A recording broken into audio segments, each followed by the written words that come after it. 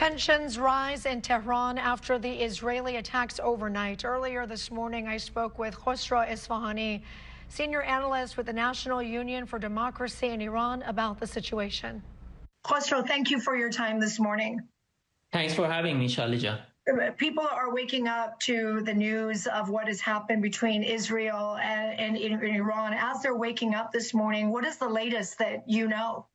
So the Islamic Republic has so far confirmed that multiple senior military officers have been taken out in this targeted attack. That includes the head of General Staff of the Armed Forces, the IRGC chief, and the head of IRGC Air Force.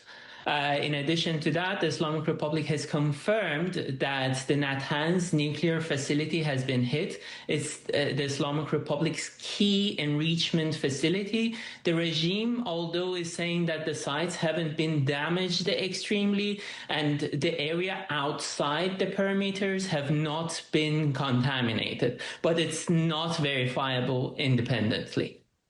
I want to talk a little bit about what could have possibly triggered this attack. Something so coordinated like this that happened in multiple cities, because there were explosions in multiple cities all across Iran.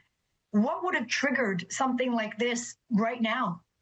So you should look at these attacks as two parallel lines. On one line, Israel has targeted the Islamic Republic's nuclear facilities. The regime yesterday announced that they are jacking up enrichment in Iran, launching a new facility. After the IAEA issued a resolution for the first time in 20 years saying that the Islamic Republic is in breach of its safeguard commitments as part of the NPT. That explains why the nuclear facilities, specifically Natanz, was targeted, where apparently was going to host the new enrichment sites. On the other parallel line, we are seeing targeted killing of senior military officials who were involved in targeting U.S. and Israeli people and military members in the Middle East and beyond. So in these two parallel lines, the state of Israel has tried to contain the Islamic Republic's nuclear threat while containing the possibility of retaliation.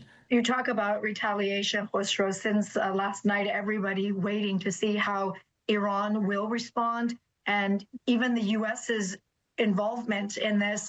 Since and while many people are sleeping and waking up in San Diego here this morning, Iran has also launched about 100 drone missiles. Is that correct? Or drone attacks? Yes, they launched a large swarm of drones against Israel. Israeli sources are saying that those drones have already been intercepted and neutralized. At the same time, literally every senior official within the Islamic Republic has issued a statement saying that they are going to retaliate the attack, impose a harsh punishment on Israel. Interestingly, the first statement came from the Supreme Leader. In the statement, the United States is not mentioned. That is very clearly crafted to specifically talk about exclusively about Israel. At the same time, you're seeing the same message coming from other officials, including the president, the foreign minister.